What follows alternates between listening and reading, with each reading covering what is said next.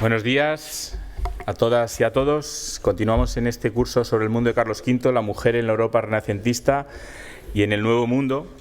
En esta ocasión con la profesora Rosa María Martínez de Codes, que es directora de este curso. Ella es catedrática de Historia de América en la Universidad Complutense de Madrid, doctora en Historia Americana por la Universidad Complutense, dirigió la Subdirección General de Asuntos Religiosos en el Ministerio de Justicia de España y ha sido vicepresidenta de la Asociación Europea de Americanistas, además de secretaria de la Asociación Internacional de Derecho Indiano entre el 99 y el 2004 y desde el 2005 ostenta el cargo de vicepresidenta de la International Religious Liberty Association, con sede en Washington, y de la Academia Europea de Ciencias Sociales.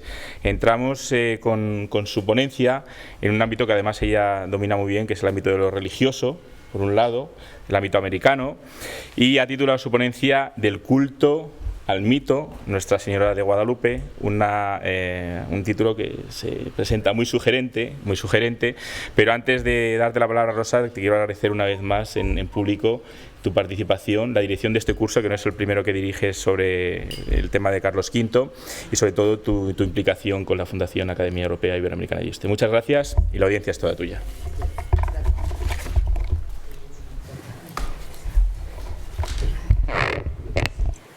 Muchas gracias, Miguel Ángel, por tus palabras tan cariñosas. Y yo voy a empezar a agradecer. Yo quiero agradecer a la Fundación Academia Europea Iberoamericana de Yuste el esfuerzo que está realizando con este curso y con los demás, pero en particular con este curso, que es lo que al doctor César Chaparro y a mí efectivamente nos preocupa, en conseguir que vosotros, que trabajáis historia, que trabajáis arte, que trabajáis filología, podáis hacer una inmersión en el ámbito iberoamericano. No es tan fácil encontrar cursos donde lo europeo y lo iberoamericano puedan entrecruzarse y darnos una idea de lo que significó el imperio de Carlos V y todo el siglo XVI, tanto para Europa como para aquellos nuevos virreinatos que se crearon. Es magnífica esta ocasión, esta plataforma que tenemos para analizar conjuntamente el ámbito europeo y el iberoamericano. En esta línea, por eso, es muy importante los aportes que el curso facilita para aquellos ponentes que tienen una larga trayectoria, en el caso de María José, que habéis tenido esta mañana, esa larga trayectoria en americanista, desde el punto de vista de que ellas han vivido América 15, 20 años haciendo trabajo de campo. Eso es muy interesante porque facilita efectivamente una visión que de otras maneras no se tendría. Bien, y dicho esto, ahora yo me voy a cruzar un poco con María José. Ella es mexicana y yo soy española. Ella debería hablar de Guadalupe y del culto, pero soy yo la española la que voy a hablar de este tema, porque en realidad es muy difícil hablar de una temática como esta cuando es tan controvertido, tan polémico, tan especialmente identitario, tan significado, esta imagen, este paradigma, el hecho guadalupano. Entonces, yo voy a invitar a la reflexión, yo voy a dejar muchos interrogantes abiertos porque están abiertos en la historiografía y porque además así quiero hacerlo. Y además hay algo interesante, y es que la vinculación histórica entre la Virgen de Guadalupe extremeña y la de Guadalupe mexicana, no sé si todo el mundo lo tiene muy claro, no lo sé. Entonces voy a empezar un poco por ahí, pero a lo largo de las palabras que yo voy a mencionar va a ir apareciendo esa vinculación, cómo se desliga, cómo en algunos momentos se vuelve a reconciliar y cómo no. Tengo que empezar con estas palabras de Juan Pablo II, noviembre del año 82, en México. Es indiscutible la estima tan grande que le tengo a la Virgen de Guadalupe de México, pero me doy cuenta de que aquí están sus orígenes, antes de haber ido a la Basílica de Tepeyac. Debería haber venido aquí para comprender mejor la devoción mexicana. Estoy hablando de que el sumo pontífice no conocía los orígenes de la Basílica de Tepeyac cuando habla en el año 82. Es decir, que él no había hecho esa vinculación. Esto es lo que interesa, claro. Es fascinante darte cuenta de que él, que efectivamente es el líder espiritual del cristianismo, no conocía esos orígenes. Y por eso lo hago mencionar y lo pongo en valor este tema, porque la polémica en torno a esa vinculación histórica de ambas vírgenes ha generado mucha tinta, mucha tinta. Expertos en lo que se llama Mariología guadalupana y autoridades eclesiásticas de España sostienen que el culto a la Virgen de Guadalupe, imagen que se venera en Extremadura, como bien sabemos, desde hace 7 siglos, fue llevado a la Nueva España. Eso se defiende desde posiciones eclesiásticas españolas por los primeros evangelizadores, lo que dio origen a la guadalupana de México. Sin embargo, sostienen que esta imagen, sigo mencionando la narración de los propios eclesiásticos españoles, esta imagen fue desligada totalmente de la original, es decir, de la que está en Extremadura, y la que cobra una vida diferente es la guadalupana mediante leyendas y supuestas apariciones en el cerro de Tepeyac. Ahí estamos encontrándonos una diversidad con respecto a la lectura de aquella Virgen de Guadalupe que nace aquí, al ser llevada a otras tierras, empieza a generar leyendas. Interesante. El hoy fallecido archivero y cronista del Real Monasterio de Guadalupe, Fray Sebastián García Rodríguez, que lo conocerán ustedes, lógicamente, murió, yo sé que murió. Dice lo siguiente: en México, las autoridades de la Basílica de Guadalupe no aceptan la vinculación histórica de aquella Virgen con la nuestra, y la mayoría de los mexicanos cree que su Virgen de Guadalupe es la única, y ignoran que la original se encuentra aquí. Interesante, porque estamos hablando del archivero, nada más y nada menos que del Real Monasterio de Guadalupe en Extremadura. Por lo tanto, tenemos que, partiendo de esta paradoja entre cómo es interpretada la Virgen de Guadalupe desde aquí, vamos a dar un vistazo, porque la polémica está servida, señores. Francamente, es tan polémico el tema. Ha sido durante muchos años. Edmundo Gorman abrió el debate en los años 80, pero ha sido uno de los temas más interesantes de la historiografía mexicana. La historiografía mexicana, desde el trabajo precursor, y lo voy a citar, de Francisco de la Maza, 1952, tomen el dato, subraya que el guadalupanismo mexicano fue un proceso ideológico que nació a mediados del siglo XVII y fue definiendo las aspiraciones culturales de la sociedad novohispana a través de la imagen y de la oratoria sagrada durante más de 200 años. Son dos indicadores claves para entender ese proceso de desarrollo de la leyenda y del mito, del culto al mito. Tenemos 200 años de desarrollo de esa tradición, de ese proceso ideológico, en el que la sociedad novohispana fue llenando de contenido a esa imagen y los sermones fueron dando fundamentación teológica a la imagen. Por lo tanto, los dos polos para revisar exactamente el tema de la mariología guadalupana es la imagen y el sermón. O sea, no es tanto la crónica, que sí lo es, pero ya está estudiada, sino volvamos a la imagen y retomemos el sermón, porque es el portavoz de la imagen. Y esta es la visión que yo observo que han empezado a hacer algunos historiadores. Cuidado, yo no soy la primera, pero yo me he dado cuenta que efectivamente en México siempre hay mentes muy lúcidas que han empezado a trabajar desde otras perspectivas el tema de Guadalupe. Menciono muy brevemente. Hay fuentes que datan del siglo XVI, donde se mencionan los primeros indicios del culto o devoción, en los años iniciales de la evangelización y de la incipiente presencia de la Iglesia Católica en México. Y en ello se advierte el sincretismo entre las tradiciones indígenas, las antiguas, las originales, y la mariología española. Ahí hay una fusión. A 10 años de la conquista de México, se defiende la creencia, menciono ahora el inicio de la creencia, que entre el 9 y el 12 de diciembre de 1531 la Virgen María se había aparecido 3 veces al indio Juan Diego en el cerro de Tepeyac, conocido también como Guadalupe, lugar donde, según Bernal Díaz del Castillo, cronista y compañero de Cortés, se refugiaron los españoles el 30 de junio de 1520, es decir, la famosa Noche Triste de Cortés, cuando huyeron de la ciudad ante el poder mexica. Bien, la Virgen pidió al indio que llevara el mensaje al obispo de México. Y aquí vamos a ver una de las imágenes en donde, esto es muy posterior, esto es del siglo XVIII, pero esta es una representación pictórica de las 4 apariciones y del milagro que tenemos.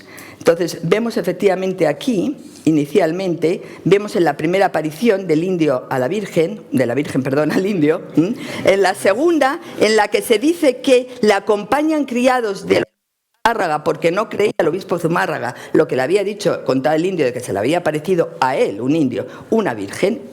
Y en tercer lugar, este es el famoso milagro de las rosas, que es una belleza, porque la Virgen le dice al indio: sube al cerro y recoge rosas de Castilla. Las rosas de Castilla no existían entonces, porque estaba muy seco el cerro y no había en esa época. Y cuando él sube, encuentra con que hay muchas rosas, y como aquí hay muchas rosas, este año lo menciono. Entonces las recoge en su ayate, que es ese manto que lleva colgado del hombro, y se las lleva al obispo. Y cuando abre el manto con sus rosas, esas rosas se caen y aparece la imagen de la Virgen sagrada. La única imagen que tenemos en todo el siglo XVI. Esa. Bien.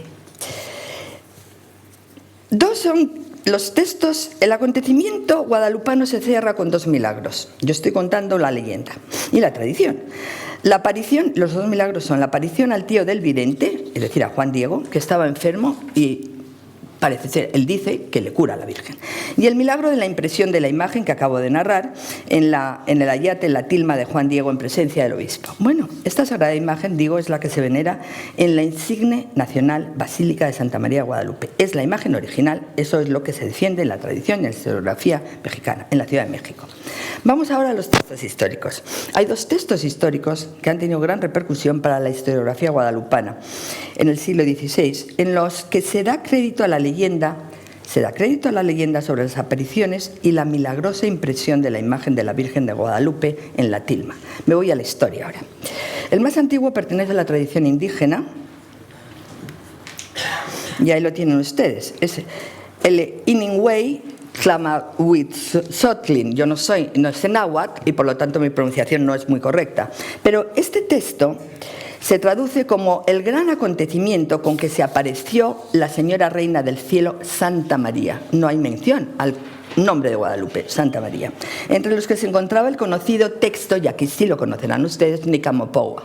El Nicamopoua es una de las tradiciones básicas donde se recoge en náhuatl todo el proceso de aculturación de la población indígena en el virreinato de la Nueva España.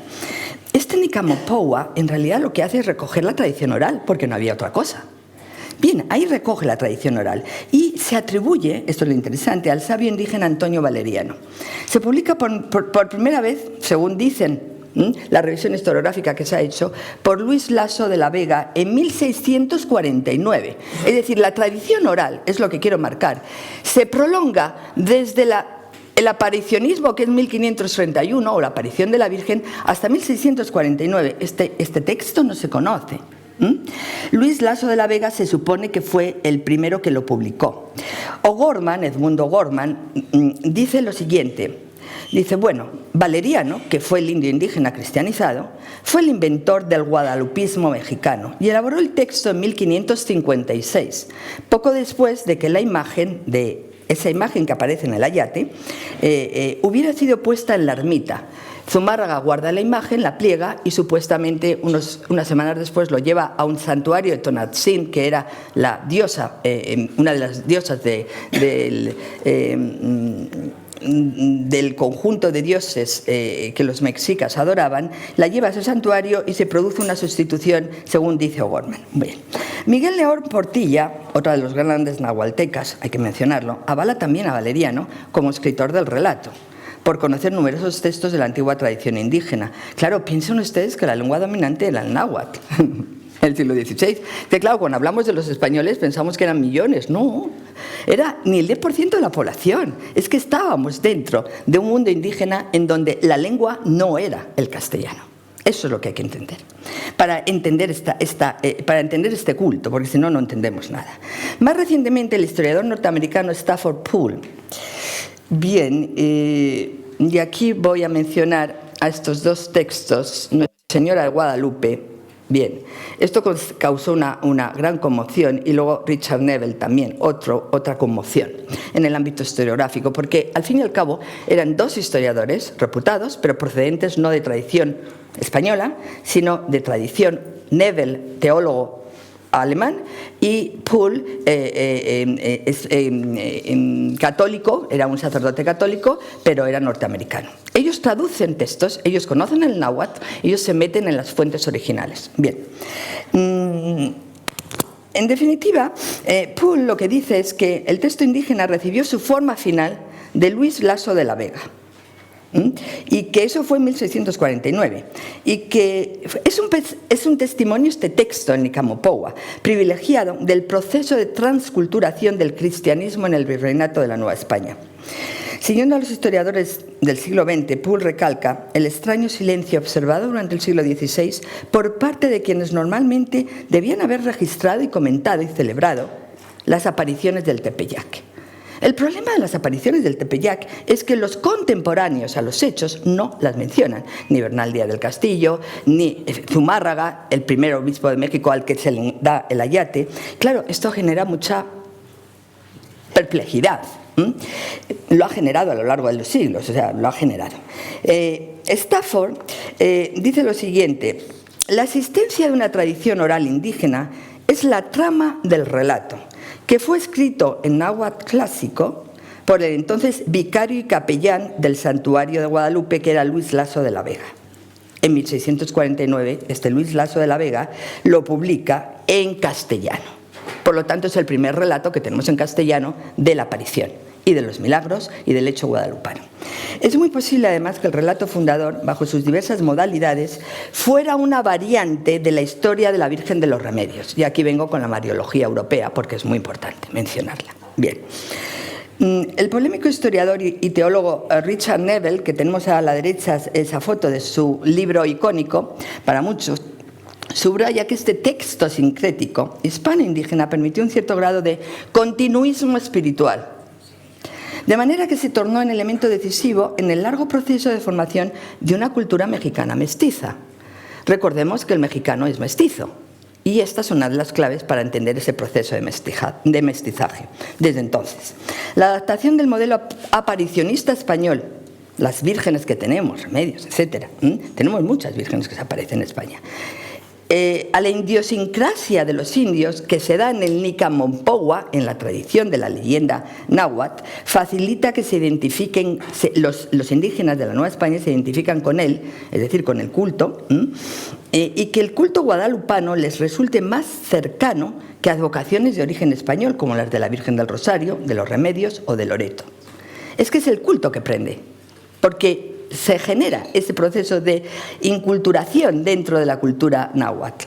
Paralelamente, los elementos hispánicos del relato van a contribuir a que españoles y mestizos se sumaran al culto. Claro, es que el español y el mestizo se tenía que sumar al culto, no solamente el indígena. El indígena inicia el culto y el español y el mestizo van detrás. Es a la inversa de lo que siempre hemos pensado. Bueno, pero el tema está en que a mediados del siglo XVI las autoridades eclesiásticas empiezan a interesarse por este culto. Y entonces el segundo texto histórico que tenemos ya es de una autoridad española, de una autoridad eclesial, el segundo arzobispo el primer arzobispo, el segundo prelado después de Zumárraga de la Nueva España, que fue Alonso de Montúfar. Y aquí tenemos a don Alonso de Montúfar, sucesor de Zumárraga, arzobispo de la Nueva España, que estuvo nada más y nada menos que 20 años en la sede arzobispal, del 51 al 72, y que mandó practicar con motivo de un sermón que predicó, fíjense ustedes, el provincial de la Orden Franciscana, que se llamaba Francisco de Bustamante, algo que inicia la gran polémica interna que se va a producir entre predicadores y clero secular y clero regular en la Nueva España. Francisco de Bustamante no era partidario de la devoción y del culto a Nuestra Señora de Guadalupe. ¿Por qué? Él pensaba que en la medida en que este culto era confundido con Tonantzin, aquella virgen que había en Tepeyac, para los indígenas era Tonantzin, podía generar idolatría, podía generar seguir manteniendo un doble mensaje que el cristianismo que Trento quería modificar. Y aquí vamos al tema. La cuestión es que va a ser Alonso de Montúfar y no Zumárraga quien construye una ermita en un lugar donde se encontraba el santuario que habían levantado los franciscanos en el Tepeyac, y ahí empieza efectivamente a llegar mestizos y españoles. Richard Neville asegura que el culto a Guadalupe, que se funda en las apariciones de la Virgen en Tepeyac y en los milagros narrados en el periodo siguiente, comienza en 1555, es decir, con Montúfar, y verdaderamente fue el promotor de la devoción a Nuestra Señora de Guadalupe en aquellos años. Claro, fíjense ustedes que el culto se monta sobre, efectivamente, las apariciones. Por lo tanto, las apariciones son importantes. Bien. Lo digo esto para que luego entremos en el debate. El arzobispo llegó a México con el doble encargo de llevar a cabo la labor evangelizadora de los indios y ordenar la vida parroquial del arzobispado, lógicamente. Pero fíjense ustedes que, claro, la reforma de Trento había que trasladarla a la Nueva España. Y trasladarla significaba aplicar los acuerdos y los cánones de Trento a ese territorio, porque la Reforma Católica se había centrado en la defensa de la ortodoxia, en la estricta observancia de los cánones de la Iglesia, en la uniformidad de prácticas religiosas y en la defensa de la autoridad diocesana. Había que fortalecer el culto y el ceremonial litúrgico y la promoción de las imágenes sagradas y la exaltación de la Virgen María. Y aquí entra la mariología europea. Y la veneración a sus advocaciones. La Virgen María es evidentemente única, pero las advocaciones, como sabemos, son múltiples. Bien, en este contexto se comprende mejor que el episcopado novohispano apoye la nueva devoción mariana del Tepeyac. Bien. La polémica entre Montúfar y Bustamante refleja las tensiones que rodean el culto a las imágenes sagradas en el siglo XVI. Y ahora comento un breve impasse sobre esto. Los franciscanos, en consonancia con la filosofía Christi y el movimiento humanista, pugnaban por liberarse de las obligaciones rituales, por volver a una religiosidad más espiritualizada, centrada en la figura de Cristo. Eso lo tenemos en muchos ejemplos. Ajena a imágenes, milagros y prodigios. No eran partidarios de los milagros y de los prodigios, no eran muy partidarios. Más bien todo lo contrario. El clero secular posttridentino entendió que para desarraigar ídolos y creencias paganas era importante generar una devoción, dándole al santuario prehispánico un sentido milagroso, dentro de los parámetros católicos que pudieran sustituir a las deidades prehispánicas. Por lo tanto, el provincial, Bustamante, franciscano, decía que la devoción podía derivar en idolatría. Y eso no frenó al arzobispo, no obstante, Montúfar dijo, yo no estoy de acuerdo, sacó efectivamente un texto en contraposición a, y como era el arzobispo, ganó, efectivamente, sus instrucciones ganaron. Y a partir de ahí vamos a ver la imagen en el culto guadalupano. Llama la atención que el siglo XVI no conociera ninguna imagen de la Virgen de Guadalupe, excepto el original, del ayate sagrado, y que tampoco conociera el siglo XVI ningún texto o sermón que autorizase el portentoso milagro de la aparición de la imagen de Nuestra Señora de Guadalupe. Por lo tanto, nos tenemos que ir al siglo XVII a ver dónde están esas huellas, en la pintura y en la literatura homilítica, porque no hay otra forma de entenderlo. El culto a la imagen de Guadalupe se convierte, a partir de la segunda mitad del siglo XVII, en la advocación predilecta de los criollos, lo cual nos obedece para entenderlo en el contexto de muchas otras imágenes marianas. Las imágenes eran veneradas por los milagros que supuestamente realizaban o la protección que ejercían, lo que atraía la llegada de devotos a los santuarios. Claro, una imagen que hace milagros atrae, evidentemente. David Braden, que es otro de los grandes historiadores del siglo XX y también del XXI, pero es uno de los que primero se metió a trabajar en los sermones. Él decía, tiene una preciosa obra que se llama Mexican Phoenix, Nuestra Señora de Guadalupe, Imagen y Tradición, está traducida al español. Es un británico que efectivamente fue uno de los más guadalupanos que yo he conocido en la vida. Bien, él decía que la justificación para el culto de imágenes marianas fue dada por el franciscano Beato Amadeo de Portugal, quien en su obra profética Apocalipsis Nova defendió que la Virgen estaba presente en las imágenes que la representaban, de igual manera en que Cristo estaba en la Eucaristía. Fíjense ustedes en el mensaje, que es fascinante. Defensor de la Inmaculada Concepción, este Amadeo de Portugal, su pensamiento mariano fue aceptado por los hermanos franciscanos. Por los hermanos dominicos más tarde, y luego por los jesuitas en el México del siglo XVII. Por lo tanto, si pensamos en esto, empezamos a darnos cuenta de que el culto de Nuestra Señora de Guadalupe en México va a ser expresión de la eficacia de la imagen, a ambos lados del Atlántico. Porque Juan Cuadrillo, que es uno de los grandes historiadores del arte, dice: el tópico y sus representaciones eran fruto por igual de la imaginación y la fe de una legión de predicadores y artistas que, junto con el peregrino devoto, ha sido el agente más decisivo en la propagación del culto. Es un ejemplo de propagación de culto. Claro, predicadores que llevaban la imagen y que en sus sermones reiteraban los milagros de la imagen y que han hecho suya cada mutación semántica y poética de esta sagrada imagen. Fascinante, pero así es. La Virgen de Guadalupe, y ahora vamos a ver un poco de la Virgen. Muchas personas cuando la ven dicen siempre es la misma. Bueno, es la misma porque la sagrada es la importante, y las que son copias de la sagrada tienen que reflejar lo más posible, lo más verídicamente al original, para incorporar el carácter sagrado de la imagen. Claro, es que eso a uno le choca, ¿no? Porque siempre está representada de la misma manera. La Virgen Guadalupe queda acuñada de forma invariable tal y como aparece en esta estampa en el ayate. Un cúmulo de nubes, bueno, las nubes aquí no se ven muy bien, pero son estas blancas que hay aquí, ¿vale? Alrededor, cúmulo de nubes. La corona rodeada de los rayos, ahí la tienen ustedes. Viste una túnica rosa, claro, en el original, esta túnica rosa es la rojiza que ven ustedes, ¿bien? Y un manto azul decorado con estrellas que le cubre la cabeza, hasta arriba, el manto azul de las estrellas. Ahora ya tiene esa imagen en la cabeza, bien. Se apoya sobre la luna, fíjense abajo, en los pies. Se apoya sobre la luna y en cuarto creciente, fíjense la luna, y esa luna está sostenida por un ángel que tiene alas de color distinto, color rojo, azul y amarillo. Sus rasgos más distintivos es su tez morena, como la de los naturales, pero tiene facciones europeas. Es María, es la Virgen María, es la Virgen María europea, es nuestra Concepción, es la Inmaculada Concepción. Bueno, ahora vamos a eso. El tipo iconográfico deriva de la Inmaculada Concepción. Antonio Valeriano, fijaron, 1556, el que recoge la tradición náhuatl y supuestamente escribe el Nicamopogua, dijo lo siguiente: en realidad es una Inmaculada India, la Guadalupe. Para la Virgen de Guadalupe se importó, dice él, el nombre de una Virgen célebre en la Madre Patria, el nombre, y de otro la imagen de la Inmaculada Concepción forjada en la España de la Contrarreforma. Lo dice todo en esta frase. O sea, es genial la frase porque realmente sintetiza el sentido de la imagen.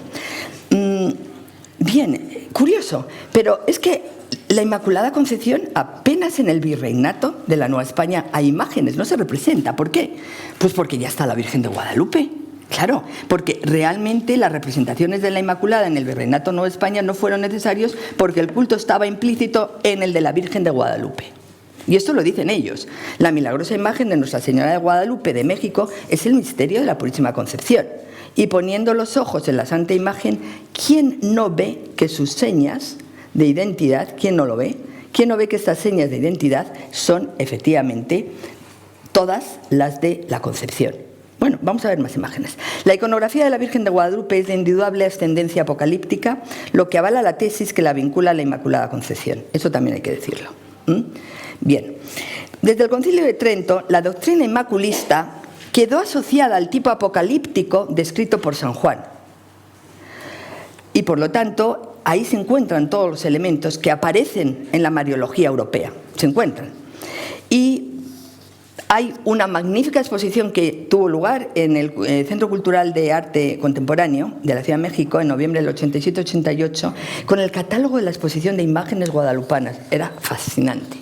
Se hizo un catálogo de imágenes guadalupanas que recogen la tradición flamenca también de esta imagen inmaculada. Bien, la más antigua e innovadora representación pictórica es la realizada por el español Baltasar de Echave Orio en el año 1606 y realizada sobre una tabla. Esta es la tabla, 1606, es la primera imagen en tabla, ¿vale? 1606 se le atribuyen a él. Su semejanza con el original es enorme, con el fin de respaldar la naturaleza portentosa como indica el ayate. Su importancia radica en que se anticipa esta imagen de 1606 4 décadas a las primeras obras impresas con las apariciones. La imagen precede al texto. Es interesante. Por otra parte, hay numerosos historiadores que han apuntado a una posible conexión con la imagen Araboy de Nuestra Señora de la Concepción, que se conserva en el coro de la iglesia del Santuario Extremeño. Y aquí hay, efectivamente, esta es la del coro del Santuario Extremeño. Ustedes la conocen. Se trata de una escultura en madera que representa a una virgen gótica apocalíptica con el niño en brazos. Luce corona, se apoya sobre una luna menguante y es sostenida por un angelito y rodeada de rayos. Claro, uno dice, bueno, pues tampoco tuvieron que ir muy lejos para copiar, porque estaba en el coro de, efectivamente, Santuario de Extremadura. Bueno, por lo tanto, hay numerosos historiadores que opinan que esta influencia, esta imagen a su vez está tomada de las imágenes flamencas que había en Europa previamente. En el siglo XVII, fíjense, la pintura novohispana tuvo una función más devocional y social que artística. Y por lo tanto, todos los artistas virreinales la van a incluir, este modelo retomado, reforzado, la van a incluir en sus repertorios. Y aquí ya viene, esto ya es de mediados del XVIII, fíjense, cómo se incluyen en 4 medallones, que es interesante, cómo se incluye efectivamente el juego de las apariciones en torno a la Virgen del Tepeyac. Es interesante porque cuando analizas el proceso de construcción de la imagen estás viendo cómo estos medallones no aparecen inicialmente, van apareciendo con el tiempo. Claro, bien. 20 años después de 1667, Juan Correa va a ser el primer artista que incorpora a estos 4 medallones a partir de 1667, pero 20 años después la iconografía de las apariciones va a quedar definida en esos grabados, de Matías de Alfaro. Vamos a ver si este es uno de los grabados de Matías de Arteaga y Alfaro, 1686. Este está ilustrando la obra de La Felicidad de México, de Luis Becerra. Y ahora paso a contar la importancia del sermón. Bueno, y una última más, para que ustedes vean cómo va ganando riqueza la Virgen barroca, porque aquí la tenemos ya con flores, ya la tenemos rodeada, efectivamente. ¿Por qué la decoración de flores? Pues porque a los indios les encantan las guirnaldas de flores y llevaban, efectivamente, ante la imagen de la Virgen sus guirnaldas de flores. Y por eso la representación ya viene adornada, delimitando, efectivamente, ese espacio. Y aquí abajo, en el inferior del lienzo, aparecen 3 tipos de escena. San Juan, esta es la de San Juan. San Juan escribiendo el Apocalipsis, la aparición de la Virgen a Juan Bernardino, aquí abajo, en el inferior izquierdo, y el santuario de Guadalupe en el monte de Tepeyac. Es una construcción de la imagen con todos los ornamentos desarrollados. En el caso guadalupano, olvidémonos ahora de la imagen, vámonos al sermón. El culto, como hemos visto, precedió a la fundamentación teológica. Pero la formación de la historiografía guadalupana va a coincidir con el siglo de oro de la devoción mariana en la propia España.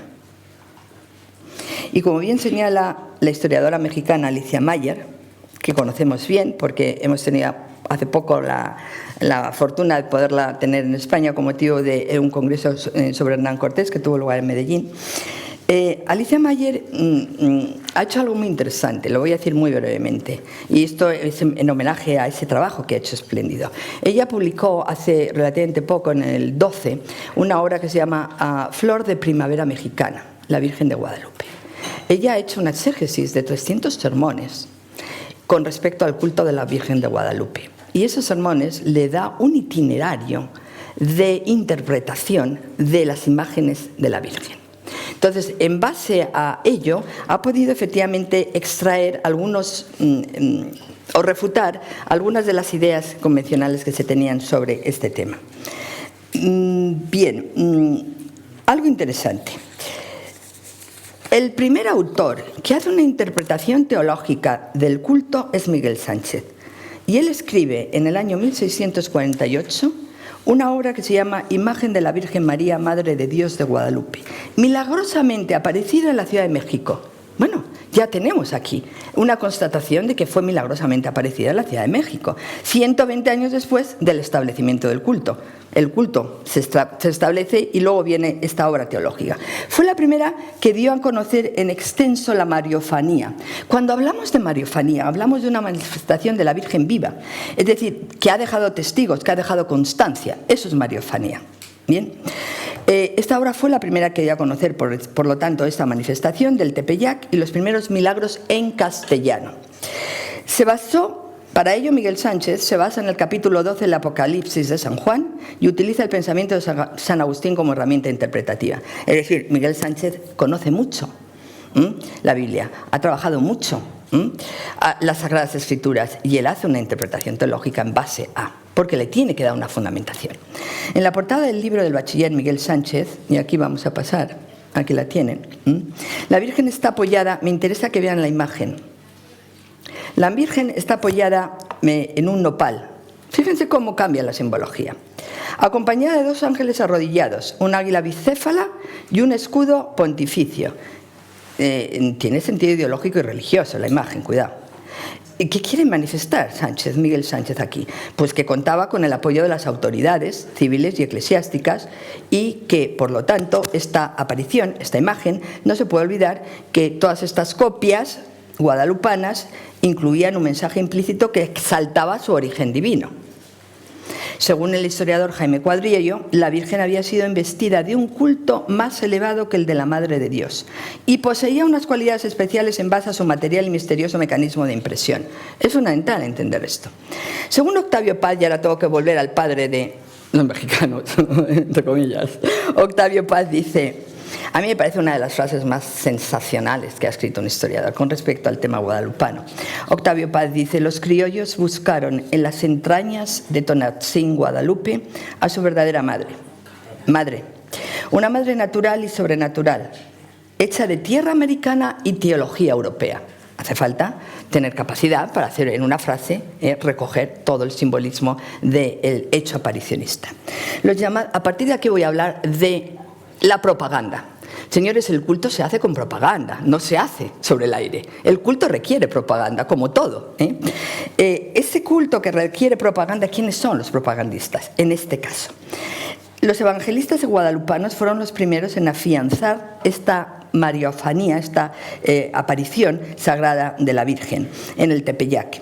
¿Quiénes son ellos? A partir de Miguel Sánchez, que le dio contenido teológico al culto, a la devoción, a partir de ahí van a aparecer una serie de seguidores de Miguel Sánchez: Luis Laso de la Vega, 1649, Luis Becerra Tanco, 1666, Francisco de Florencia, 1688, a los que han llamado los evangelistas guadalupanos. Estas obras de estos evangelistas guadalupanos son imprescindibles para que luego toda una pléyade de evangelizadores preparen los sermones guadalupanos, y que son criollos ellos. Los que preparan los predicadores son criollos. Los hermanos guadalupanos, por lo tanto, van a ser, efectivamente, son conscientes los predicadores criollos de haber heredado una cultura propia, constituida por elementos españoles e indígenas, quienes al predicar subrayaban que los habitantes de México tenían una serie de elementos comunes que los distinguían de otros pueblos, tanto de España como de los otros pueblos americanos. Y ahí empieza a surgir la idea, efectivamente, de el criollismo patriótico, proto-independentista, pero no es para nada independentista. Pasamos ahora al texto de Becerra. El texto de Becerra es muy interesante. Fijaros que estoy hablando del año Becerra Tanco, 1666. Lo publica en esta obra que se llama Felicidad, de México, en el principio de origen que tuvo el santuario de la Virgen María de Nuestra Señora de Guadalupe. Becerra Tanco, perdonadme, los criollos tenían una formación excelente, o sea, francamente era lo más culto que había en la colonia o en el virreinato, y puedo decir que era versado en otomí, versado en náhuatl, era un Cicerón. en náhuatl, era buen poeta, era gran retórico, conocía lengua hebrea y griego y dedicó mucho tiempo al estudio de la física y la química. Becerra Tanco es uno de los grandes personajes en el clero criollo. Dos palabras sobre el indio en los sermones guadalupanos, porque si no entendemos al indio en los sermones guadalupanos no entendemos tampoco mucho. Bien. Los sermones van a ser el vehículo fundamental en la comunicación en la época colonial junto con las imágenes, yo ya lo he dicho, pero también el teatro, también el catecismo, son elementos claves en ese proceso de aculturación. Bien, ha habido muchos historiadores, no muchos, pero sí, Francisco de la Maza, Ernesto Torres, Edmundo O'Gorman, David Braden, ellos ya han estudiado sermones. Bien, el mundo indígena entra a formar un lugar relevante, a formar parte de un lugar relevante en el acontecimiento guadalupano desde que se publica el Nicamopogua, desde 1646. ¿Por qué? Porque él es el medium del milagro. Y el culto, a continuación, actúa de catalizador de la población no hispana y sirve de apoyo a la labor unificadora de los frailes. Fijaros, aparece, creo que está el texto aquí, María, Señora Nuestra en Guadalupe de México. Fíjense en la narración, en Guadalupe de México. No la llaman Guadalupe, la llaman María Señora Nuestra. Ni a sabio ni a español, sino a un indio bárbaro, que duda de que le crean. Recién reducía la fe porque no fuera cierta la conversión de los indios a la ley del Evangelio. Si se revelara misterio tan soberano como el que se representa en aquella imagen a un hombre sabio en la ley, sino a un pequeño en su humildad, que es el indio. El sermón evidencia la polémica en torno a la administración de los sacramentos, bautismo y matrimonio, y las dudas respecto a la penitencia. Este primer sermón de 1661 evidencia la polémica, por lo tanto, y lo que hace es que la aparición de la Virgen es interpretada para abatir la idolatría y fortalecer el proceso de conversión. Y de este modo es la manera más importante o más adecuada para convertir a la población indígena e inculturarla. Bueno, la verdad es que este proceso de inculturación fue muy largo. Requirió de un nuevo mito que aunó a criollos y a naturales. Y, evidentemente, mulatos y mestizos. Es que América no solamente son españoles, mestizos e indígenas, es que hay mulatos, es que hay mucho negro. Es que la América negra no se menciona, pero existe, y existe siempre. Bueno, y eso habría que verlo en otro momento, otro tema. La presencia del indio en la retórica sagrada evidencia la toma de conciencia del ente americano, así como la incorporación de los naturales de las Indias a la conciencia occidental cristiana, y ahí importa. Se están incorporando a la conciencia occidental cristiana. La retórica indigenista del siglo XX ha promovido una narración. Ahora paso a un salto en la actualidad, porque quiero que veáis las dos imágenes. La retórica indigenista actual del siglo XX ha promovido una narración utópica del acontecimiento guadalupano, como un estímulo positivo para los indios oprimidos, a quienes se les condujo a una fusión solidaria con europeos y mestizos y a la identificación con el emblema de la Virgen. Esto es una versión, señores. Luego hay otra. Los sermones, yo me voy a los sermones, ofrecen otra interpretación. El culto guadalupano forma parte del sentido ecuménico y reformista hispano o hispánico, que buscaba incorporar a los indios a la Iglesia Cristiana Universal. Había que generar una iglesia en Indias. El mito promovió la devoción común a las manifestaciones católicas y en particular a la Virgen de Guadalupe. Por lo tanto, a partir de aquí podemos hablar que los sermones nos van a remitir constantemente a la idea de una nación criolla, de la Nueva España, como paraíso colmado de bendiciones. Y es muy bonito ver en los sermones, es muy interesante la retórica del púlpito, insiste en el carácter de virgen criolla, oriunda de la tierra, feliz pueblo de Guadalupe, rosa indiana, nuestra mexicana Azucena, así se la llama a la Virgen. Se observa en todos estos literatura homilética un sentimiento de ambivalencia del criollo, porque el criollo exalta las bondades de la patria, pero a la vez es súbdito obediente de la corona española, es criollo.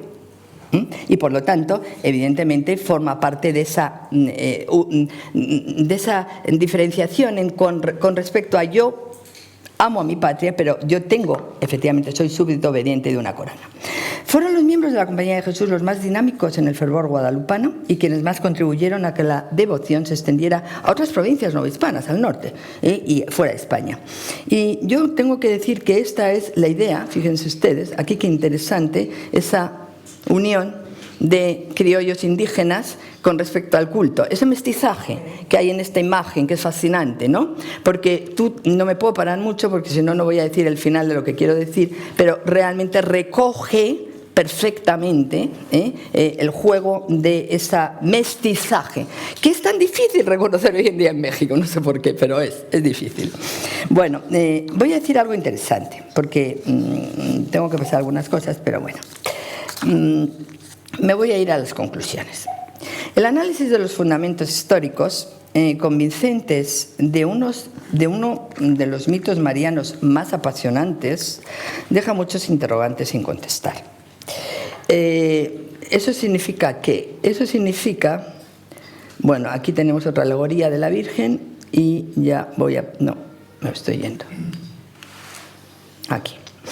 Fíjense cómo a principios del proceso independentista la Virgen es un símbolo de Hidalgo, cuando lleva el estandarte. Pero Iturbide también está ahí, es el primer emperador. Bien. Entonces, aquí hay un intento en esta imagen de consensuar entre las dos fuerzas, la regalista que apoyaba fuerzas conservadoras y la liberal que apoyaba lo contrario, de poner en valor el mismo mito, el mismo símbolo, Guadalupe. Antes de que la Virgen de Guadalupe a lo largo del XIX se convirtiera en un símbolo fragmentado, porque se ha convertido en un símbolo fragmentado según la lectura que unos u otros le dan, desde el indigenismo o desde fuentes efectivamente eclesiales, entonces nos encontramos con que este mito sugiere muchas ideas. Tengo que poner esto porque me interesa que lo leáis. Esta cita no es mía. Podréis estar de acuerdo o no, pero yo la quiero recoger. La principal fuerza de los mitos consiste precisamente en no tener orígenes ni raíces claros. Claro, Guadalupe tiene esas raíces tan difíciles, esos orígenes tan controvertidos, lo que les permite desarrollarse y transformarse de acuerdo con las necesidades y los deseos de los hombres que los forjan y los necesitan. Claro, es otra síntesis de todo lo que significa el tema. Por último, decir algo interesante. La Iglesia. ¿Qué dice la Iglesia de la aparición y del mito? Con motivo de la canonización del indio Juan Diego, este fue el último debate que se generó en la Iglesia, con motivo de la canonización del indio Juan Diego, 31 de julio del 2002. Previamente fue beato, después lo canonizaron. La Congregación para las Causas de los Santos quiso profundizar en la problemática histórica a principios de 1998 y nombró una comisión de especialistas encargados de examinar la documentación histórica existente y ahondar en el estudio de las propuestas de algunas voces eclesiásticas y laicas que negaban la historicidad de Juan Diego. Ahí se abrió el debate.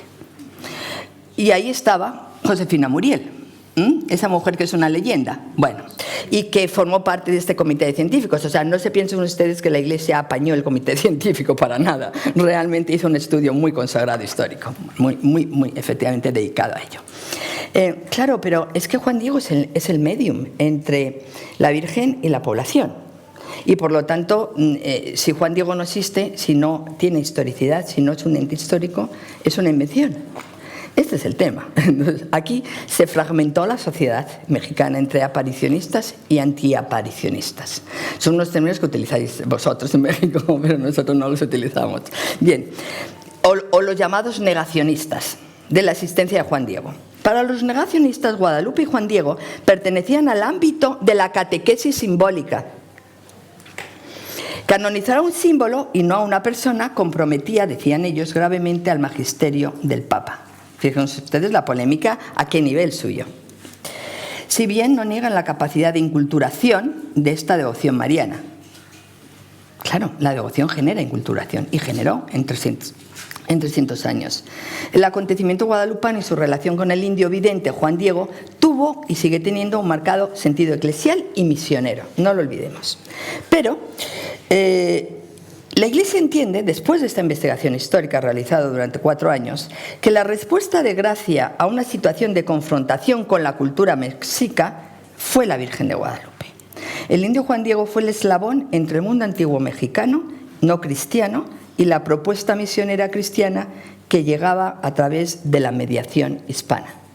Es decir, la imagen de María, ante la que se encuentra arrodillado el natural, es el eslabón que va a unir a los 2 mundos representados allí, conforme a la tradición cristiana mexicana. Claro, es la imagen de María la que une los 2 mundos. Este es el sentido que Juan Pablo II subraya en su segunda visita a México en mayo del 90, cuando él propone al indio Juan Diego como apóstol de su pueblo y mensajero de Santa María de Guadalupe. La Iglesia no entra en si aparece, no aparece o deja de aparecer, es decir, la Iglesia no entra. El milagro forma parte de la fe, y la creencia y la fe van de la mano. Por lo tanto, el historiador maneja sus fuentes y esto es lo que dicen las fuentes. Si hay una tradición verdaderamente antigua, nacional y universalmente aceptada en México, es la que se refiere a la aparición de la Virgen de Guadalupe. Claro, es muy interesante observar cómo los liberales en el siglo XIX y la posterior persecución de la Iglesia en México generó efectivamente mucha división con respecto a... piensen ustedes que la Constitución de 1917 es una constitución donde la separación de Iglesia y Estado se convierte en realidad. La laicidad o el llamado laicismo en México se genera a partir de ese modelo de constitución, esa separación. Otra cosa es que sociológicamente el pueblo siga siendo creyente católico, pero no es clerical. Bien, ¿esto qué significa? Significa que esa ruptura constitucional que marca la Constitución del 17 generó muchas fracturas en la sociología mexicana. Pero había un símbolo ante el cual todos se destapaban, que era el símbolo de la Virgen mexicana. Es la guadalupana. Ahí todos pueden diferir desde el punto de vista de las creencias en otras cosas, pero no en la adoración a la Virgen de Guadalupe. La Virgen de Guadalupe es como un símbolo identitario para cada mexicano, porque la llevan en su ADN, diría yo. ¿Por qué es mestizo? Porque es lo que les da esa identidad. Es lo que confiere esa necesidad de decir, somos un pueblo realizado a través del mestizaje. Y eso es fascinante, porque esa Virgen, agnósticos, ateos, todos efectivamente la generan esa vocación.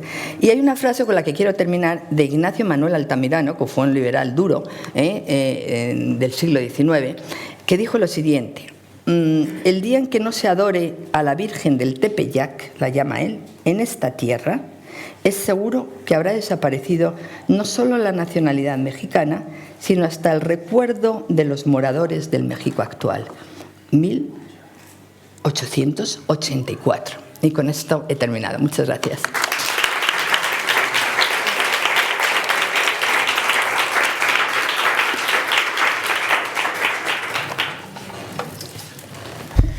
Muchísimas gracias, profesora de Codes. Como ya anunciábamos al principio, una ponencia muy sugerente donde hablamos de ese mito, de ese culto, de ese simbolismo, ¿no? Y cómo al final la religión, pero en torno a ese símbolo que has clasificado de fragmentado, con un claro componente religioso, sirve como vínculo de unión entre los dos territorios.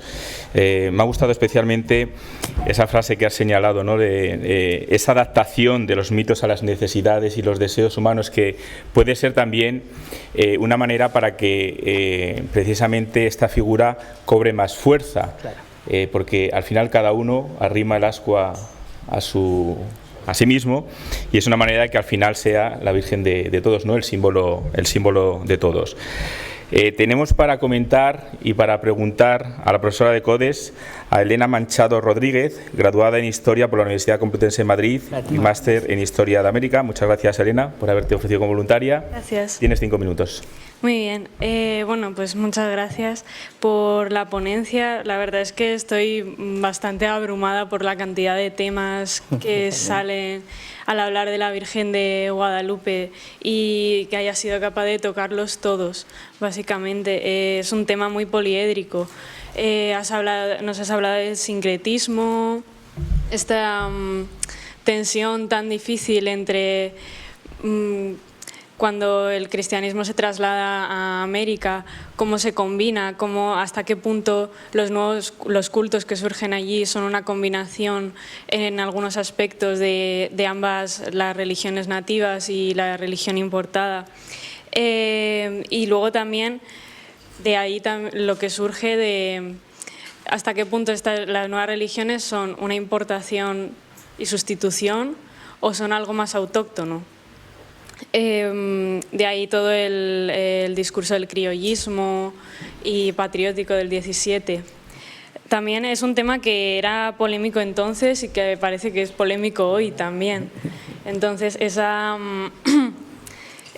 intemporalidad de Guadalupe para seguir generando debate me ha gustado mucho, me ha llamado la atención los debates de la idolatría, de los milagros y también que lo hayas calificado como un símbolo fragmentado por los discursos que se establecen desde corrientes políticas como el indigenismo y desde el mundo de la academia con la investigación actual. Y también resaltar la importancia que le has dado a la imagen.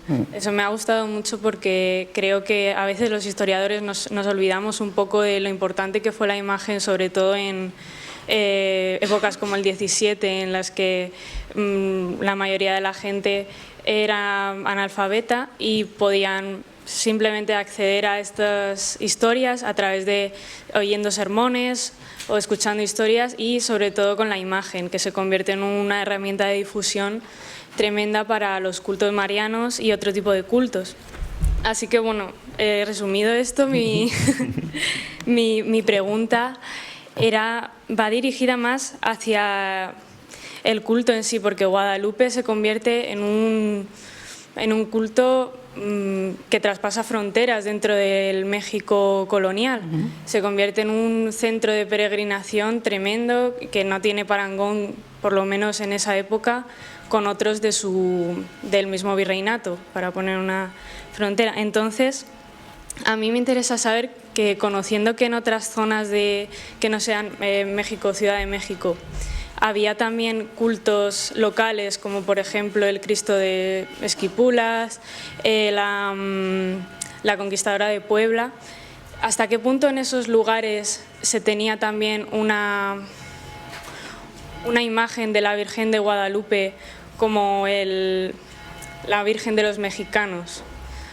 ¿Cómo era de importante en sitios que no eran Ciudad de México en el 17? Bien. Muchas gracias. Bueno, yo debo decir algo. Ay, perdona, tienes razón.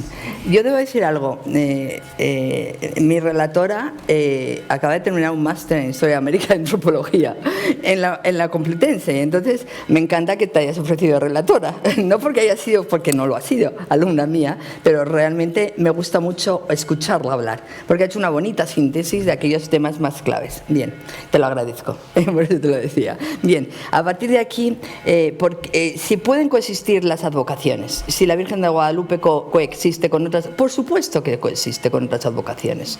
La Virgen de los Remedios es muy conocida, sí. La Virgen de Loreto, es decir, hay otras advocaciones que fuera de la Ciudad de México y dentro de la Ciudad de México. O sea, las españolas tienen sus advocaciones originarias cuando van a México. Lo que pasa es que van incorporando, con el paso de las décadas y de los siglos, del 17 al 18, van incorporando más la imagen de Guadalupe gracias a este modelo de propaganda que surge y que facilita la divulgación de una imagen que todo el mundo reconoce. Entonces, claro, cuanto más repites la imagen, más llega a los hogares de todos, los españoles, criollos, mestizos, negros, mulatos, castas, todos. Entonces, claro, es que ese sistema de difusión de la imagen es fascinante, porque eso es lo que funciona efectivamente en todo proceso de enculturación. Hablemos de eso, porque es así, ¿no? Y una cosa más que se me ha olvidado mencionar, que es súper importante, todo este protagonismo que le has dado al mestizaje en la imagen de Guadalupe y en la propaganda, porque muchas veces nos quedamos en cómo efectivo fue la introducción de estas imágenes para evangelizar a los indios y nos olvidamos de cómo ellos y otras poblaciones no indígenas, como castas, mulatos, esclavos, negros, hasta qué punto ellos participaron de la promoción y del culto para hacer que surgieran nuevas advocaciones e incluso para impedir muchas veces que cuando autoridades no querían que estas imágenes fuesen, por lo que fuese, adoradas, como se movilizaban para impedir que se retirasen, ¿no? Bueno, eso también es muy interesante. Sí. Sí. Muy bien. Muy bien, intervenciones por parte del público. Profesor Eustaquio, por allí al fondo. Tenemos aquí otras dos intervenciones y otra allí. Pues vamos a empezar primero por aquella banda. Profesor Eustaquio, se presenta, todavía no le conocen. Eustaquio Sánchez Alor, de la Universidad de Extremadura. A ver, Rosa, me interesa mucho el topónimo, Guadalupe, sí, el mexicano. ¿En qué momentos de la leyenda está atestiguado ya el topónimo Guadalupe? Eso, te he entendido que es un cerro. ¿Qué Guadalupe es un cerro. Sí, un cerro. Es un cerro, ¿no? Y entonces el topónimo llega con la leyenda o llega a México independientemente de la leyenda. Bueno, yo solo tengo dos datos ahí. Yo los he buscado porque eso forma parte de las sombras del origen de la leyenda. Entonces, el primer dato válido es de Bernal Díaz de Castillo. Bernal Díaz del Castillo no menciona para nada el nombre de Guadalupe, excepto cuando dice que el capitán de Cortés, uno de los capitanes de Cortés, González de Sandoval, se va al cerro del santuario, porque era un conjunto de cerros los que había. Bien, y ahí había una serie de santuarios que eran prehispánicos todos, de adoración de dioses y de diosas prehispánicas. Él dice, Bernal Díaz del Castillo, en su crónica, que se van en la noche triste, se esconden o se refugian en este cerro y es González de Sandoval, son los españoles que van allá, los que lo van a llamar el Cerro de Guadalupe. Topónicamente, o sea, ¿por qué? Porque la advocación de Guadalupe la llevan ellos. Ellos probablemente cuando se refugian allí piensan que Guadalupe nos proteja en este cerro, porque es lo único que podemos hacer ahora, para que no, efectivamente, desaparezcamos después de la noche triste. Entonces, esa es la primera conexión que tenemos. Después se diluye y ya no hay. En el siglo XVI ya no se la menciona a la Virgen como la del Guadalupe, sino como la Virgen del Tepeyac. Fíjate cómo la cita que yo he dictado, que yo he dado antes de Ignacio Manuel Altamirano, tradición liberal de finales del XIX, la menciona como el día que no se adora a la Virgen de Tepeyac. Recoge la tradición. La leyenda no menciona a Guadalupe. Entonces, ¿cuándo la Virgen María funciona como Virgen de Guadalupe? Es lo que tú me estás diciendo, ¿cuándo funciona el nombre, no? No, lo que me interesaba era el topónimo, cuándo llega el topónimo y cómo llega. Y entonces eso es una cosa, me parece... Solamente Bernal lo menciona, yo no tengo más pistas. Lo que acabas de decir es una cosa totalmente artificial. Llamarle Guadalupe porque... artificial porque Guadalupe no significa cerro. No, ya lo sé. No, ya. Claro. Yo ya sé que no significa cerro, pero lo que ocurre es que muchas veces los topónimos, o sea, es decir, los españoles llevamos palabras, términos y se lo damos a los topónimos. Sí, pero que quiero decir, eso nos sirve de decir que el topónimo entra artificialmente con la leyenda. Bueno, es que esas son las sombras de la leyenda. Claro, esas son las sombras de la leyenda. Cuando se adjudica el nombre de Guadalupe a la Virgen María. Ponlo en esos términos. Claro, ¿en qué momento? Fíjate lo que yo he manejado de las fuentes de los llamados evangelistas guadalupanos. Es Miguel Sánchez el que le da ese nombramiento en la primera que tenemos, en la primera fuente escrita. 1664. Entonces, es evidente que se va construyendo, evidentemente. Primero la leyenda, primero el culto, la devoción, el culto, 120 años. Y a partir de ahí se construye. Lo que me interesaba es por qué se llama Virgen de Guadalupe, es lo que me interesaba simplemente, en México. Y era, vamos, cómo había llegado el nombre allí, a México, el nombre de Guadalupe. Pero llega a través de los conquistadores. La leyenda no se parece en llega nada, luego, efectivamente, a través de la tradición y llega de la simbiosis que se produce entre la imagen Tonatzin y la Virgen María. Y en esa simbiosis que se va produciendo en esos 120 años, surge Guadalupe. Es una simbiosis. De ahí surge Guadalupe. Claro, tú quieres un razonamiento expreso y no existe. No existe. Un devoto de Guadalupe. Tú eres devoto de Guadalupe. Algún devoto de Guadalupe lo Pasamos... A lo mejor las mexicanas que tenemos en sala lo saben. Bueno, vamos Tenemos a ver. 2 mexicanas en sala. Creo que la siguiente intervención es precisamente de una mexicana. No sé si dirá algo al tema, pero tenías una pregunta. Hola. No la vamos a meter en el lío de comentarios. Buenos días. Me parece... Sí, preséntate, por favor, porque esto va por cortes y así sabemos. Bueno, soy Nayeli Jiménez, profesora de la Universidad Autónoma de Yucatán y mexicana, evidentemente. Acércate el micro, por favor.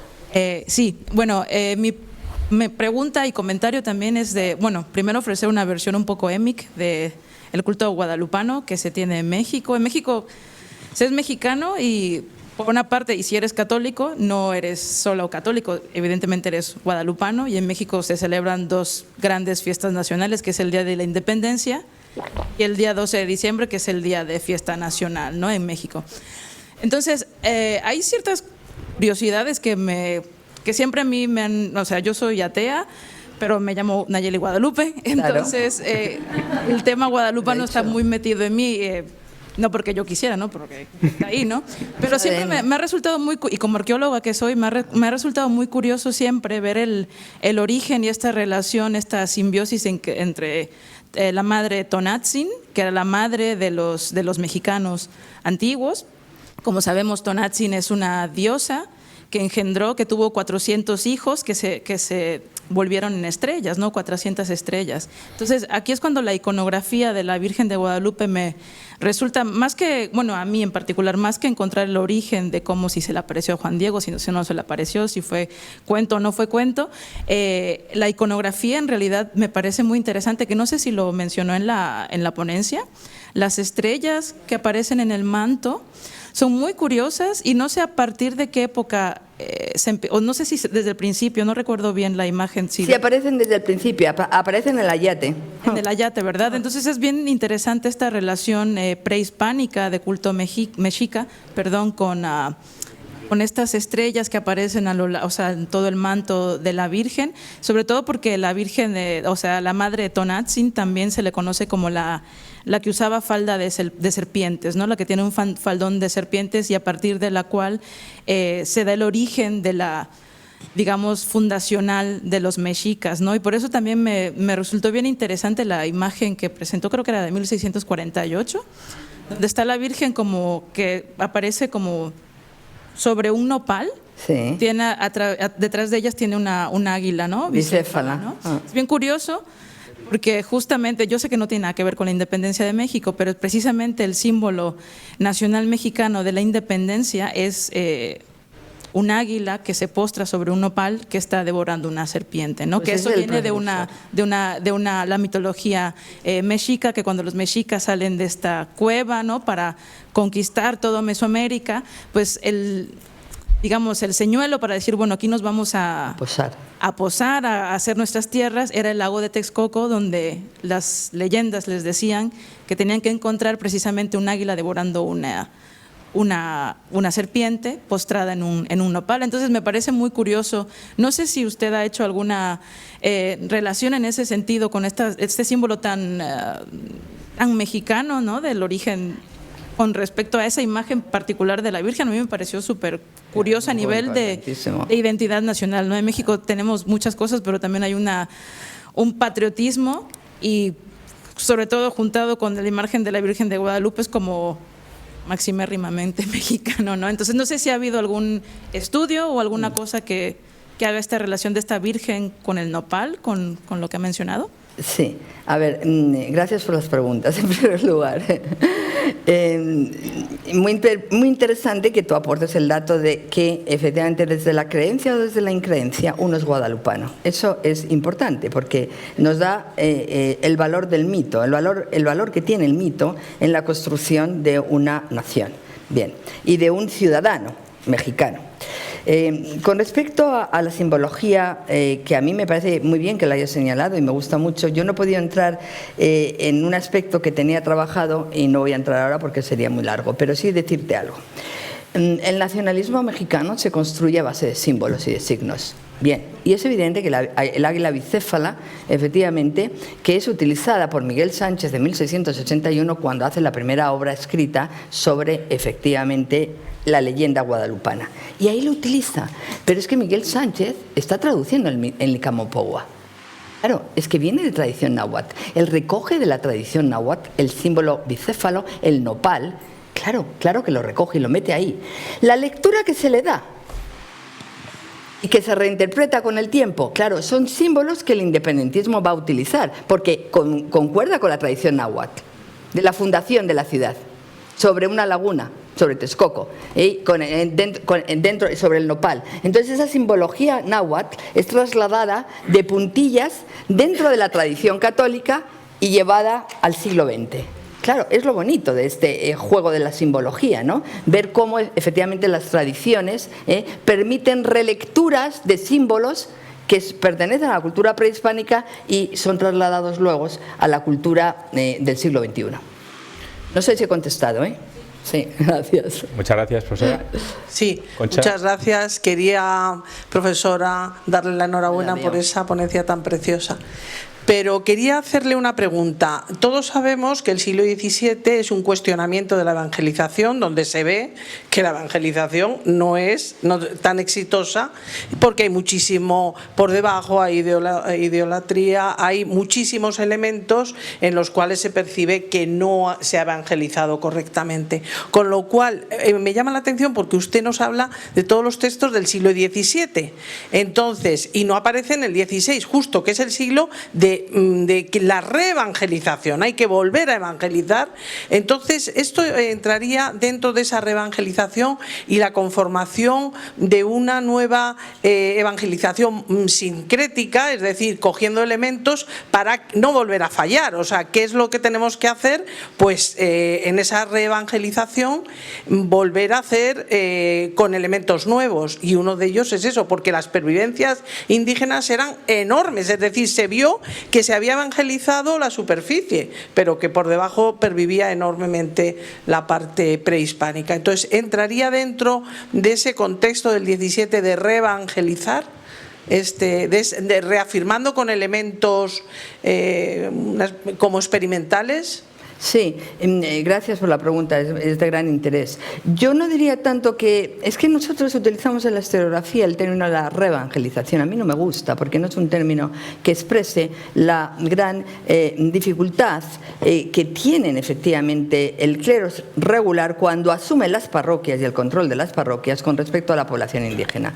Claro, la población misionera, los predicadores misioneros actúan durante todo el siglo XVI, y ese es el auténtico proceso de evangelización que llamamos nosotros en la historiografía española. Bien, pero es que esos misioneros siguen actuando, ¿eh? Lo que pasa es que ya no tienen el control solo de las determinadas misiones y de determinados centros, pero es el clero secular el que asume ese control de parroquias, y ahí es cuando el clero secular, que quiere imponer el modelo que yo he mencionado posttridentino en ese proceso de inculturación, se encuentra con que la población no está tan evangelizada como ellos pensaban que debería estar.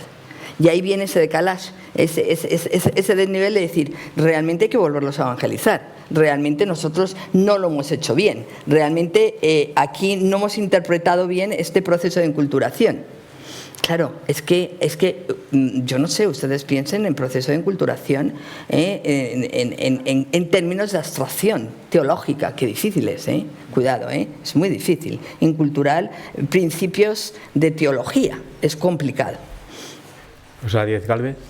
Sí, yo estaba pensando en ese momento de inflexión entre el obispo Montúfar y el franciscano que Bustamante. Creo que ese momento a mí me parece fundamental, porque ahí podía haberse luchado contra, de alguna manera, que es lo que quería el franciscano, pero no se lucha, sino que el obispo, que era dominico, los dominicos no por nada son dominicos, dice, no, yo creo que mejor vamos a aprovechar y vamos a hacer un arma nuestra. Como dicen los misioneros jesuitas normalmente, que se salgan con la suya, que nosotros nos vamos a salir con la nuestra. Es que utilizan de alguna manera lo que hay para reutilizarlo para conseguir sus fines. Entonces la pregunta es, si esto se utiliza también en las misiones, porque la verdad que yo soy especialista en América del Sur y no en Nueva España, porque ahí te das cuenta si los misioneros realmente dicen, bueno, ¿la usamos para misionar también esta imagen o utilizamos la Virgen María Inmaculada Concepción nuestra y se acabó? O sea, utilizan en este momento, después de que se decide, que el obispo decide vamos a utilizar esta imagen, no vamos a prohibirla, ¿la utilizan en las misiones? ¿Lo sabes? No. No sé si en la Nueva España, yo no creo que en el siglo XVI te refieres.